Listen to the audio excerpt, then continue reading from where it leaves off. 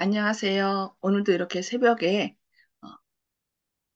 어, 담비 소리를 들으면서 깨워주신 하나님께 감사드리며 이훈경 집사님의 기도로 연말 기도주일 6번째 시간 시작하도록 하겠습니다. 하늘에 계신 우리 아버지 하나님, 이 아침에도 또 저희들 마음을 모아 주님 앞에 부복하게 하시니 감사함을 드립니다.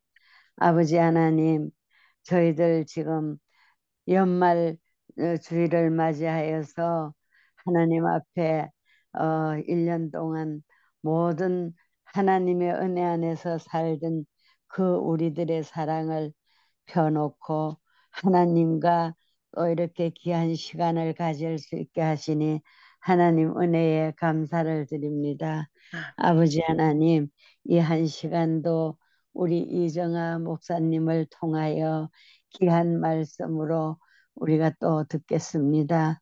아버지 하나님, 저희들 잠을 깨워주시고 또 마음을 모아주시고 또 귀한 시간에 이렇게 둘러앉아 주님 앞에 함께 하기를 원하고 이 하루도 어떻게 살아야 하는지 삶의 일정을 나눠주시고 그 귀하신 사랑으로 우리를 인도하여 주시기를 바라오며 예수님 이름으로 감사하며 기도드립니다. 아멘. 아멘. 아멘. 네, 감사합니다. 예, 오늘은 연말 기도주일 6번째 시간 죽음을 초월한 증인 다비다의 죽음이 끼친 영향력에 대하여 함께 말씀을 살펴보도록 하겠습니다. 요즘 때 아닌 비가 내리는데, 왜 이 겨울에 비가 내릴까라고 좀 그런 생각이 들었는데, 오늘 갑자기 저희 생각을 하나님께서 바꿔주셨어요. 이렇게 갑작스런 비를 통하여 이 마지막 때 늦은 비를 부어주시겠다는 하나님의 약속을 기억하게 하시면서, 아, 감사하자. 이것처럼 마지막 때 늦은 비 성령을 우리에게 부어주시겠다는 약속을 기억하게 하신 또 하나님 은혜에 감사드립니다. 저희도 이렇게 기도 주간을 통하여 또 아니면 매일 새벽 기도를 통하여 하나님의 성령을 구하는 늦은 비 성령을 구하는 저와 여러분 되기를 바라면서 오늘 말씀 살펴보도록 하겠습니다. 최근 우리 가족은 누군가에게 사랑하는 할아버지이자 아버지이자 또 남편인 분에게 작별을 고했습니다. 우리는 그의 침대 곁에 앉아 울고 기도하고 소망의 노래를 불렀습니다. 그의 가슴이 펄떡거리는 모습을 지켜보며 우리는 그의 호흡수를 세고 있었습니다. 친절하고 참을성 있고 자상한 그의 추억을 하나하나 떠올리며 우리는 울고 웃었습니다. 그가 일평생 하나님을 섬기며 살았고 썩지 않을 몸으로 다시 일어날 것을 믿지만 이 생에서 그와 작별하는 일은 여전히 고통스러웠습니다. 몇 시간, 며칠 동안 병상을 지키면서 우리는 이별, 그리고 사랑하는 이의 생명이 꺼져가는 모습을 지켜보는 것이 인간에게는 자연스럽지 않은 일임을 깨달았습니다. 우리는 영생하도록 지어졌습니다. 우리 가족이 모였고 이웃들도 모였습니다. 엄청난 음식과 세계 곳곳에서 보내온 위로와 희망의 메시지를 접하면서 조 부모님이 얼마나 많은 사람을 섬기고 돌보고 사랑하셨는지를 확인할 수 있었습니다. 사도행전 9장에서는 그와 비슷한 사랑을 받던 제자 다비드, 우리가 도르가라고 하죠. 도르가의 이야기를 소개하고 있습니다. 착한 여인을 하는 여인, 다비다에 대한 정보는 많지 않습니다. 그녀가 몇 살인지, 결혼했는지, 자녀가 있는지 우리는 알 수 없습니다. 단지 그녀가 제자였으며 선행과 구제하는 일이 심히 많은 사람이었다는 것을 사도행전 9장 36절을 통해 알 수 있습니다. 과부를 위한 옷을 만드는 일도 그중 하나였다고 사도행전 9장 37절과 39절에서 말씀합니다. 욥과 여인들에게 이것은 매우 절실한 도움이었고 이런 점으로 미루어 다비다는 부유했고 의류 사업을 운영했을지도 모를 일입니다. 확실히 그에게는 갖가지 의복을 만들 수 있는 기술과 재정이 있었습니다. 제자라는 호칭에서 그녀가 신자 공동체의 지도자였음을 알 수 있습니다. 제자는 그 당시 제자는 예수님께서 공생하실 때 그분을 따라다니며 교육을 받았고 또 예수님께서 어, 돌아가셨다가 부활하셨을 때는 그 부활을 증거한 사람들을 제자라고 그렇게 호칭했습니다. 그러니까 이 도르가도 다비다도 예수님 사역에 함께 동참했고 또 마지막 예수님 부활 승천하셨을 당시에는 많은 사람들에게 예수님께서 다시 살아나신 것처럼 우리도 살리실 것이라는 이 소식을 전한 여인이었음을 우리는 말씀을 통하여 알 수 있습니다. 다비다의 병과 그로 인한 죽음은 욥바의 그리스도인들에게 참담한 충격이었습니다. 나의 할아버지는 길고 충만한 삶의 끝에 돌아가셨지만 다비다는 젊은 나이에 죽음을 맞았습니다. 그녀의 시신이 다락방에 눕혀져 있었고 과부들은 그녀를 둘러싸고 울었습니다. 그들이 입고 있는 옷은 그들과 지역사회를 향한 다비다의 사랑과 보살핌에 대한 증거였습니다. 그리 멀지 않은 도시 루따에서 베드로가 어느 중풍병자를 고쳤고 그 소식이 온 지역에 퍼졌습니다. 욥바의 다른 제자들은 기적을 바라는 마음으로 베드로에게 사절을 보내어 속히 욥바로 오라고 재촉했습니다. 욥바에 도착한 베드로는 깊은 슬픔에 잠긴 성도들을 찾아갔습니다.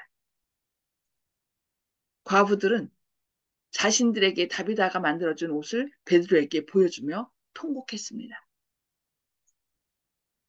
다비다의 봉사활동에 대한 그들의 간증에 베드로는 분명 가슴이 찡했을 것입니다. 그는 모든 사람을 방 밖으로 내보낸 다음 그녀의 부활을 위해 기도했습니다.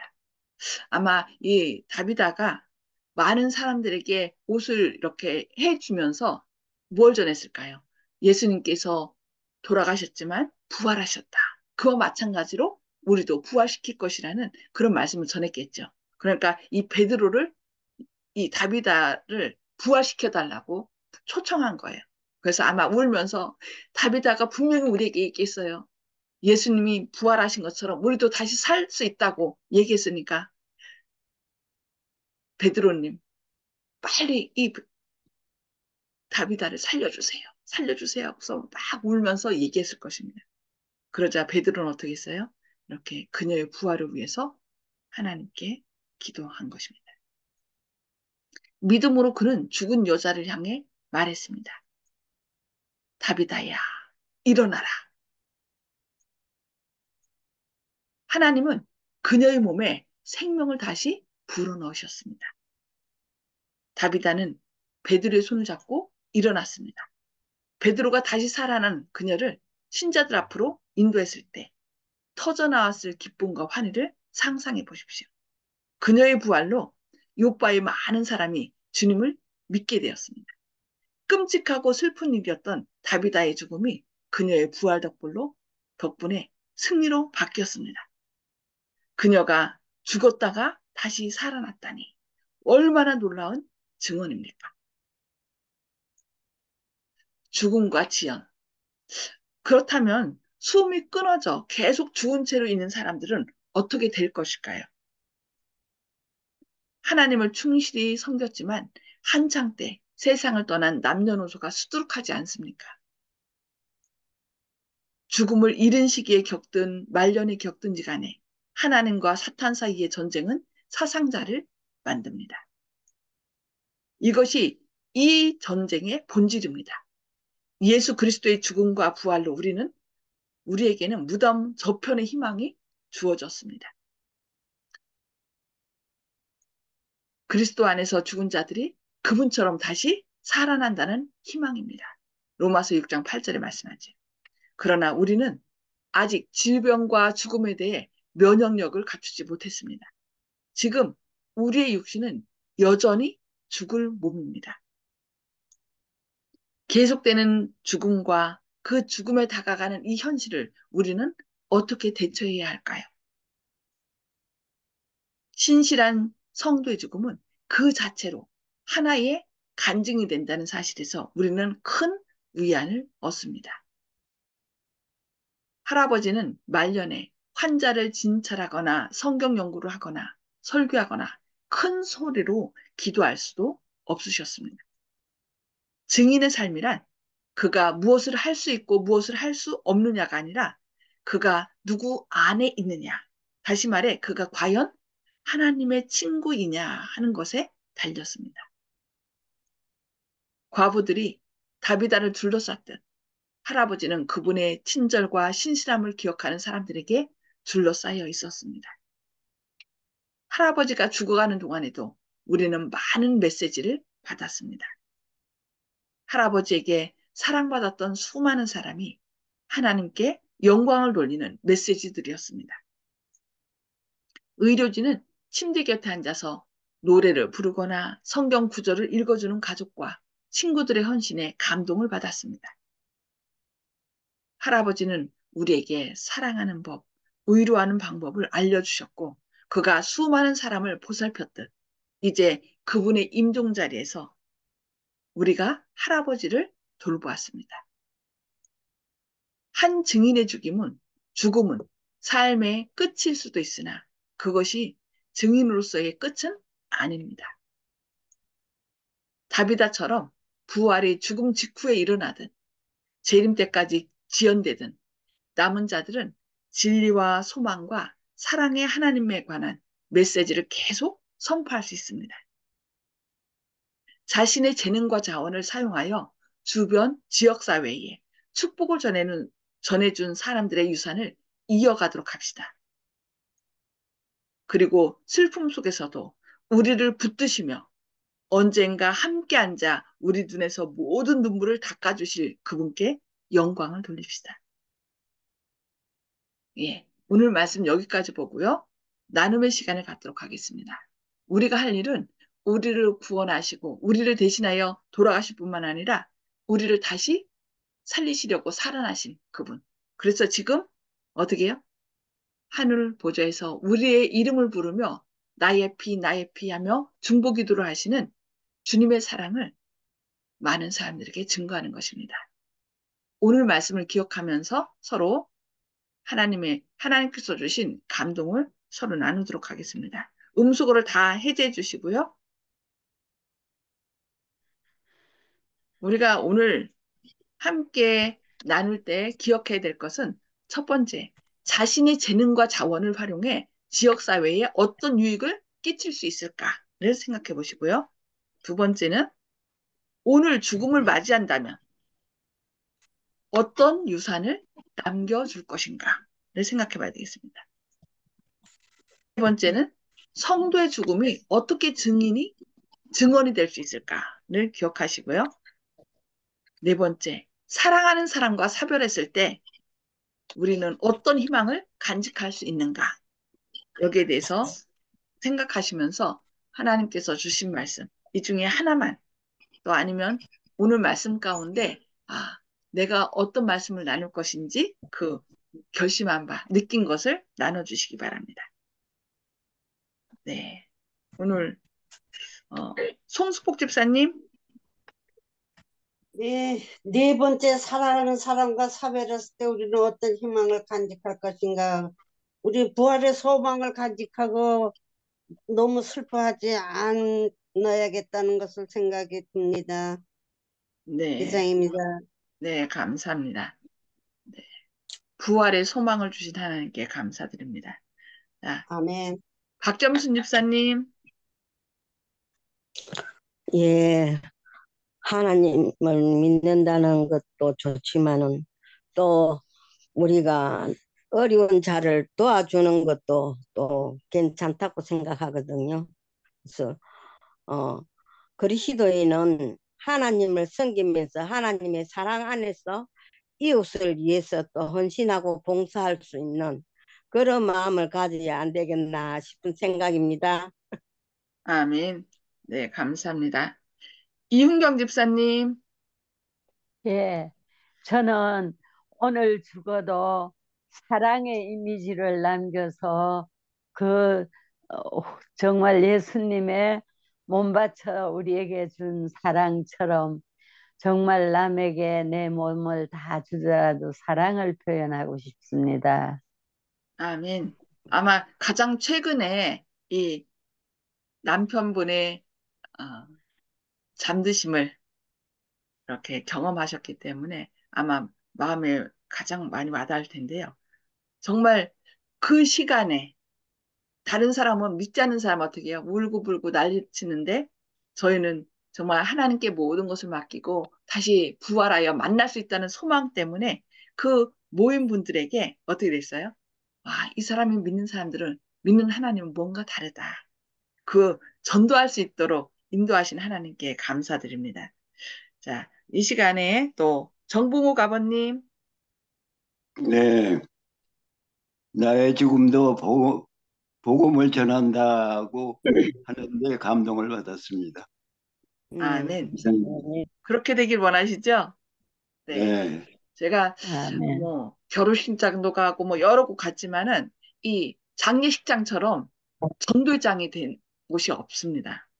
정말 그 죽음은 누구나 당하잖아요. 모두는 피해갈 수 없잖아요. 근데 그 죽음의 자리에서 막 무는 것이 아니라 우리를 다시 부활시켜서 만날 수 있다는 소망을 주셨기 때문에 우리가 하나님을 찬양하고 또 이 그 죽음을 맞이하는 그 성도님들의 삶이 다르기 때문에 그것이 믿지 않는 사람들에게 큰 힘이 되더라고요.